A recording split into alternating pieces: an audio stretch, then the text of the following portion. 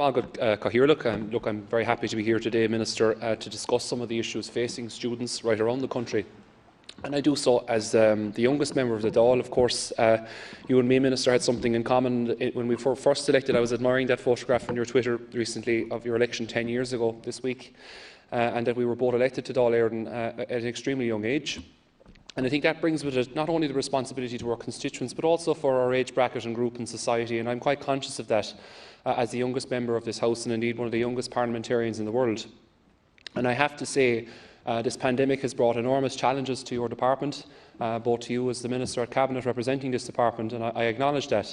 But one area I would like to see a greater focus being put on, Minister, and I would hope that you would agree with me, is the issues faced by students who are renting, and in terms of their leases and the rights that they have, which are incredibly precarious in many circumstances. The Union of Students of Ireland have been doing exceptional work in this regard. Obviously, I'm quite limited as I'm supporting this government and how I can support votes that may be before the Dáil. But one issue I would like to see our own government giving support to is the effort by the Union of Students of Ireland to actually support to address some of the issues faced by students in terms of their tenancies, which unfortunately many people were left out of pocket because they were dealt with very cruel hands in terms of how their landlords were treating them, and I think it was unacceptable the way that many students were treated across the country.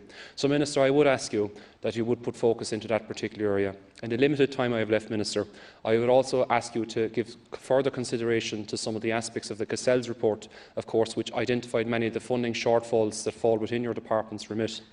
Obviously, our universities are under extraordinary strain to receive funding from the government. This has been clearly outlined, including a number of steps within the Cassell's report to address that. But you, Minister, and the department and the government as a whole must give priority to that, because Ireland needs to continue its efforts to remain a global leader in the area of education and higher education. Thanks.